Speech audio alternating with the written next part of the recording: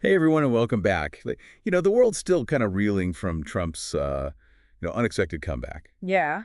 and it's definitely sent some shockwaves. I mean, it's Mhm. it's reached way beyond just America. It feels like everyone's got an opinion, Yeah. especially those who thought they'd seen the last of him in the political arena. Yeah, it's definitely shaken things up. I mean, Right.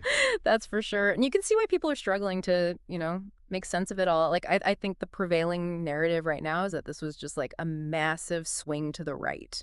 Right. This red wave. The red wave everyone keeps talking about. Yeah, that just carried Trump back into the White House. But when you actually look at the numbers, it's not quite as straightforward as that. Okay, so let's break this down then. What's going on with the data? What are we actually seeing that challenges this whole red wave idea?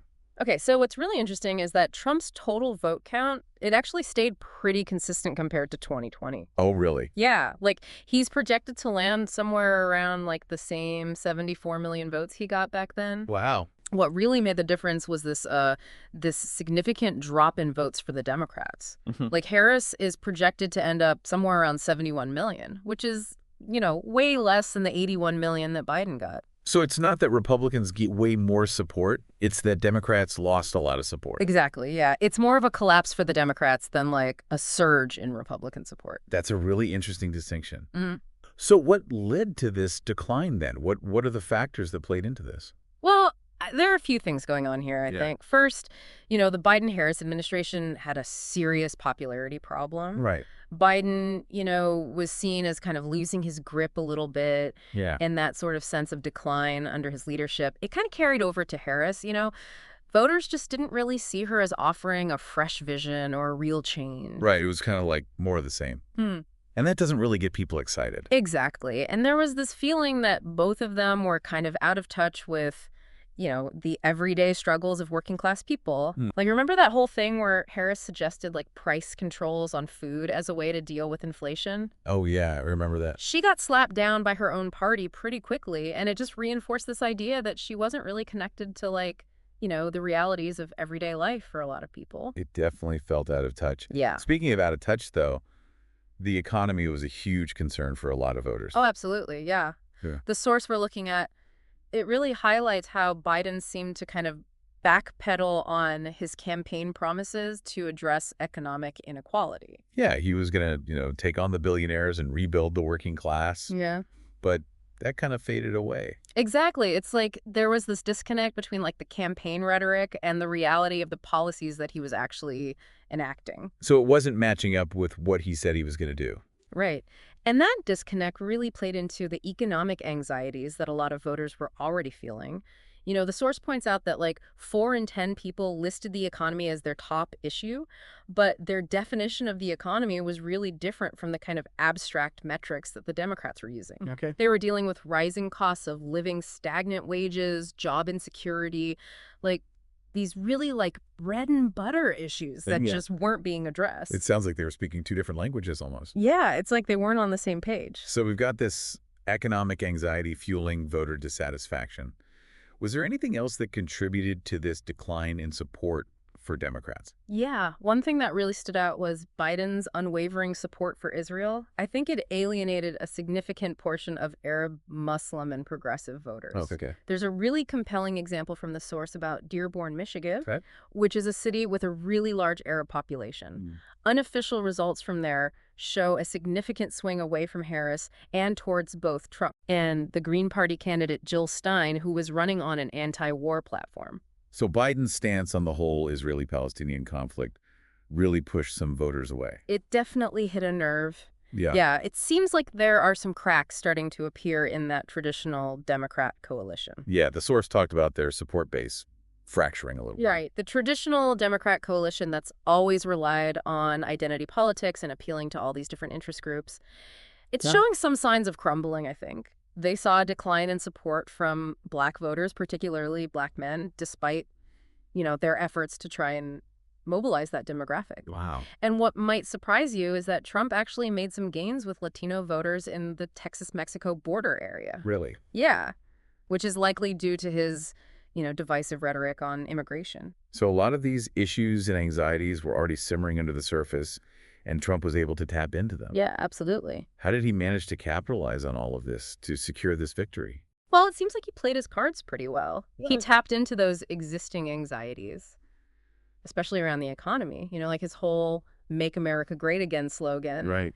It resonated with voters who felt left behind by the system. It was a powerful message. It Yeah, really spoke to their frustrations. exactly. And what's interesting is that despite aligning himself with, the interests of these tech billionaires, he used protectionist policies and rhetoric around economic warfare to appeal to working class So it's voters. like he was playing both sides a little bit. In a way, yeah. And he also shifted his approach after the assassination attempt. Right. Instead of going on the attack against the Democrats, he positioned himself as this unifier. Mm-hmm. It kind of disarmed some of the Democrats' attacks and let him control the narrative for a while. I guess that makes sense. It Um, probably won him some sympathy points, too. yeah, it was a clever tactic. And Yeah. it really shows his ability to adapt and respond to these unexpected events, which is something we saw in his first term as well. Yeah, he's definitely learned from his experiences and refined his strategy. Right. And that experience probably gave him an edge in this election. He knew how to play the media, how to connect with his base, and how to exploit his opponent's weaknesses. So we've got economic anxieties,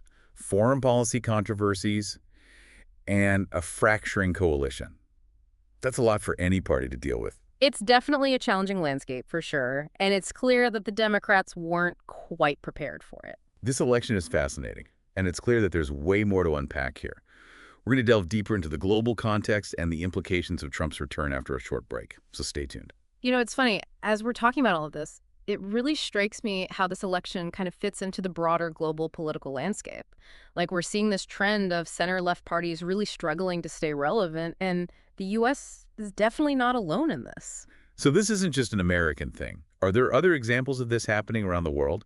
Oh, absolutely. Like, look at Europe, for example. Traditional social democratic parties, they're losing ground to both the right and these newer, more radical left-wing movements. It's kind of a similar story in parts of Latin America and Asia, too. It seems like there's this growing sense of disillusionment with the way things are. Like the old ways just aren't working anymore, Uh-huh. and people are looking for alternatives, whether it's on the left or the right. Exactly. And this discontent, it's not coming out of nowhere. It's rooted in real economic anxieties, social divisions, and this feeling that the political establishment is just totally out of touch. The source we're looking at, it really highlights how this disconnect is exactly what allowed Trump to kind of exploit the situation and win back the White House. It's like a perfect storm brewing. But let's go back to the Democrats for a second. What could they have done differently? What lessons can they learn from this? Well, I think for starters, they need to really take a good hard look at themselves and their priorities. The source argues that they've become way too focused on catering to these corporate interests, and they haven't done enough to address the concerns of working people. And that needs to change. So it's about reconnecting with their base, understanding their struggles, and offering real solutions, not just these abstract economic indicators. Exactly. They need to show voters that they're listening and that they're actually fighting for them. And that means moving beyond the tired old rhetoric of identity politics and focusing on issues that affect everyone, regardless of their background. Things like economic inequality, healthcare education, the climate crisis. These are issues that bring people together, not divide them. Absolutely. And if the Democrats want to get back on track, they need to start really championing these causes with genuine passion and commitment. Otherwise, they risk becoming increasingly irrelevant. That's a pretty stark warning, but it's also a call to action. It's a reminder that politics is about more than just winning. It's about representing the people and fighting for a better future.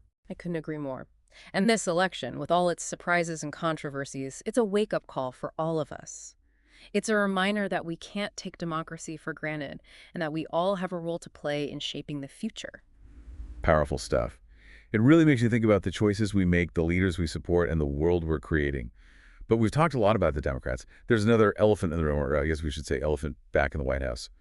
We need to talk about Trump and what his return actually means, not just for America, but for the whole world. Yeah, you're right. We can't shy away from that Trump's victory. It's sent shockwaves across the globe. Yeah. And there's a lot of anxiety about what his second term might look like. I mean, his first term was, to put it mildly, marked by controversy. From his policies to his rhetoric, he was a deeply polarizing figure. And it's hard to imagine that that's going to change now. So let's break this down. What are some of the key concerns surrounding Trump's return? What are the potential implications for both domestic and foreign policy? Well, on the domestic front, there are concerns about the erosion of democratic norms and institutions. We saw that play out during his first term with his attacks on the media, the judiciary, even the electoral process itself. And there are fears that he might double down on those tactics this time around, especially now that he's been emboldened by this victory. So a potential weakening of those checks and balances, that's a serious concern. Mm-hmm. What about his social policies? There was a lot of controversy around his stance on immigration, race relations, LGBTQ plus rights. You're right. Those were all major flashpoints during his first term, and it's very likely that they'll resurface again. Yeah. His victory could embolden far-right groups and lead to a rise in hate crimes and discrimination. There are also concerns about the future of reproductive rights given his appointment of conservative judges to the Supreme Court. It's a very uncertain landscape, and a lot of people are understandably worried. It's like opening Pandora's box and not knowing what's going to come flying out. Mm. And then there's the international stage. Trump's whole America First approach really ruffled some feathers. How might his foreign policy play out this time around?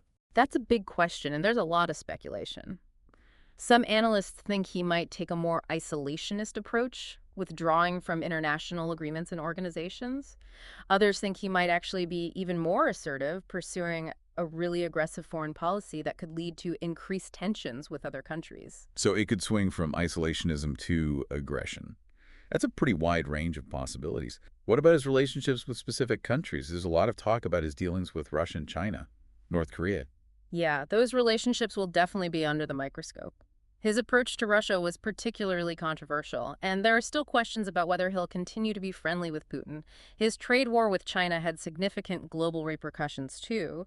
And then there's the whole issue of North Korea and the potential for nuclear proliferation. It's a complex geopolitical landscape, and Trump's actions could have really far-reaching consequences. It feels like we're walking a tightrope here. One wrong step and everything could come crashing down. It's a precarious situation, for sure, and it requires really careful analysis and thoughtful engagement. We need to understand how complex these issues are and resist the urge to oversimplify things or jump to conclusions. So amidst all this uncertainty, are there any glimmers of hope? Anything that might ease these anxieties? Well, one potential silver lining is that Trump might actually be more pragmatic in his second term. He's already achieved his goal of getting back into the White House. Now he might be more focused on securing his legacy and avoiding any major crises. He could also face more opposition from within his own party now. Some Republicans are getting wary of his more extreme tendencies. So maybe a bit more seasoned, a bit more cautious. It's possible, of course, only time will tell. But it's important to remember that politics is dynamic and unpredictable. Things can change quickly and new alliances can form in unexpected ways. So we need to stay informed, stay engaged, and be ready for anything. Absolutely. We can't just be passive observers. We need to actively participate in the democratic process, hold our leaders accountable, and stand up for what we believe in. It's a call to action. It's a reminder that the future isn't set in stone. It's something that we create together. Well said.